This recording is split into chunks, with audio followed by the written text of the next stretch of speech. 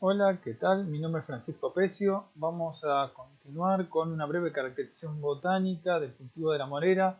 Estas capacitaciones se dan en el marco del proyecto SEDA, proyecto que reúne a muchas instituciones de América Latina en pos del desarrollo de la sericultura como herramienta de empoderamiento, principalmente a personas de zonas rurales, mujeres y con un enfoque agroecológico.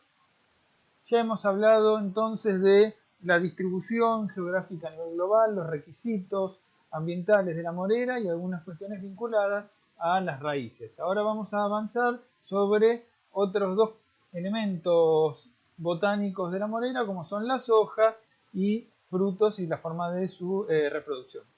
Las hojas de la morera son muy importantes para nosotros porque constituyen justamente la fuente de alimento para las larvas de los gusanos de seda. De hecho, las hojas frescas de morera son el único alimento disponible para los gusanos de seda. No consumen otro producto.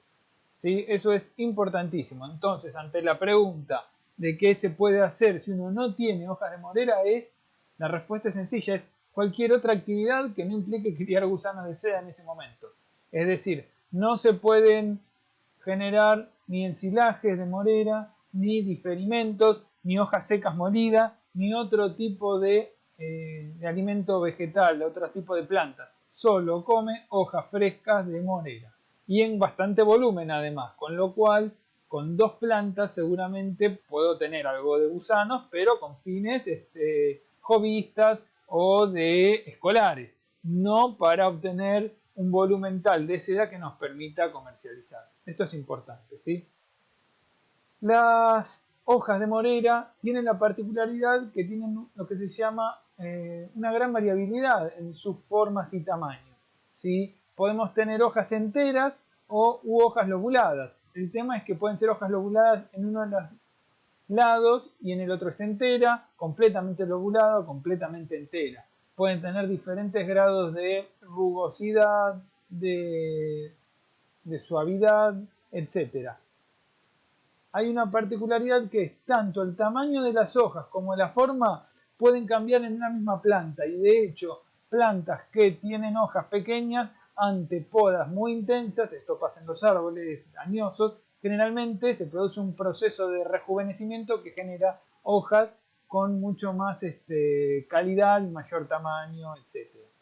Otra cuestión es a medida que va pasando el tiempo desde que aparece una hoja, se da un proceso de amarillamiento, de deterioro de las mismas, ¿sí?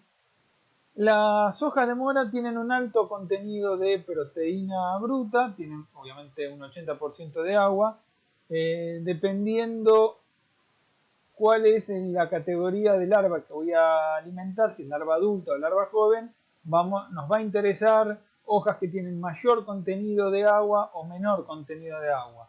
Es decir, las hojas que vamos a ver más adelante en otro video, las hojas de los primeros brotes, de la parte apical y las hojas que ya están más desarrolladas.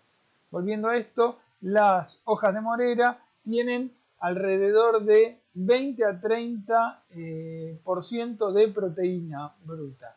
Esto equivale a una calidad alimentaria similar, nutricional similar a la de las forrajeras como las leguminosas.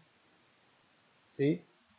Otras tienen después otras sustancias, celulosa, etc. Vamos con las flores y frutos. Una de las particularidades que tienen las moreras es que son plantas diclino-monoicas y diclino-dioicas. ¿Qué significa esto? Que tienen flores de un solo sexo. ¿Sí? Los órganos sexuales están separados, cada flor tiene un solo sexo, pero hay plantas que poseen en un mismo pie, en una misma planta, flores masculinas y flores femeninas, y otras que tienen solo flores masculinas o flores femeninas. Esto tiene varias implicancias. Por un lado, bueno, hay otra cuestión más, perdón que me estaba olvidando, es que la polinización, es decir, cómo va el polen de la flor masculina a la femenina, se da por el viento, es anemófila. ¿Sí? Esto tiene varias cuestiones. Por un lado, las flores son poco vistosas porque no tienen que atraer a ningún tipo de polinizador, pero además, como lo trae el viento, esto hace que haya mucha variabilidad genética cuando queremos multiplicar plantas a través de semillas.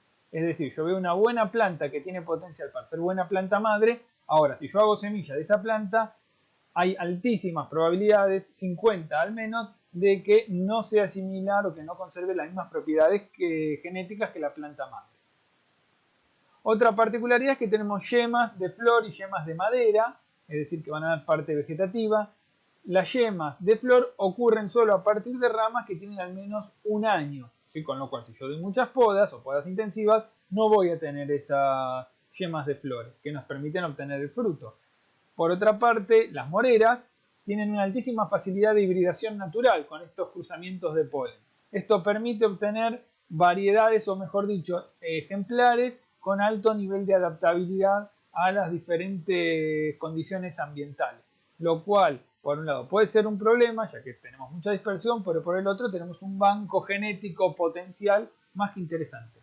Hay otra particularidad de las moreras que tienen una relativamente alta facilidad para generar lo que se llama poliploidía. ¿Qué es esto? En los cruzamientos no se dan, como sí ocurre en los humanos, los cruzamientos de gametas masculina y femenina con números iguales, sino que pueden aparecer gametas extra. En vez de haber un 2N, puede haber 3N, 4N y hasta 5N. Esta característica, que ocurre en la naturaleza de manera espontánea, pero generalmente se busca en los laboratorios de mejoramiento, le confiere a las plantas estas, obtenidas a través que presentan poliploidía, le confieren generalmente muchas mejores condiciones productivas, mayor rendimiento, mayor tolerancia a condiciones extremas, pero con el problema habitual de que o no florecen o tienen problemas de esterilidad. Otra cuestión más es que muchas veces se las suelen llamar a las moras que no tienen floración, flores femeninas, moras híbridas. En realidad pueden ser pies masculinos, ¿sí? O pueden ser esta cuestión de esterilidad por poliploidía. Los frutos se los denomina sorocio, en realidad es una infrutescencia, muchas pequeñas frutitas, y los colores de los frutos pueden cambiar, blanco, rosado, morado, de acuerdo al nivel de pigmento. Cuanto más violáceos son, tienen mayor nivel de antocianina, que es un potente antioxidante.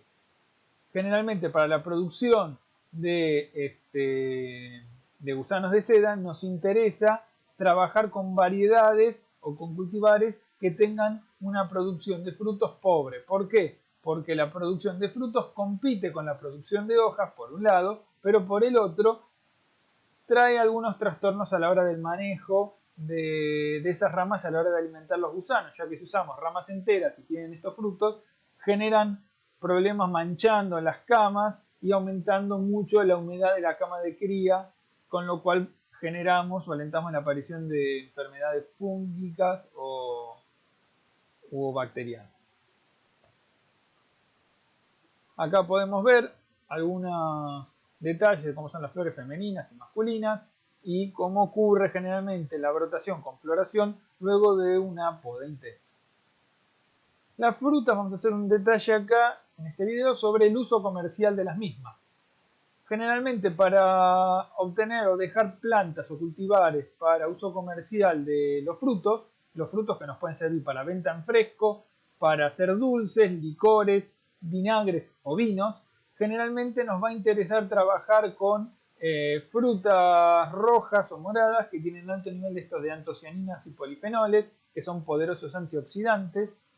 La única particularidad o contra que tenemos es que es un fruto muy estacional, más o menos esto se define a los 30 días, generalmente ocurre al principio de la temporada de hojas, cuando se comporta como planta de hoja caduca en zonas templadas, y tiene el fruto de la morera bajos niveles de vitamina C. Existen algunos cultivares específicos para fruto, porque hay bastante variabilidad en los niveles de azúcar y acidez. Hay algunas que son muy ricas y otras que no tienen casi sabor.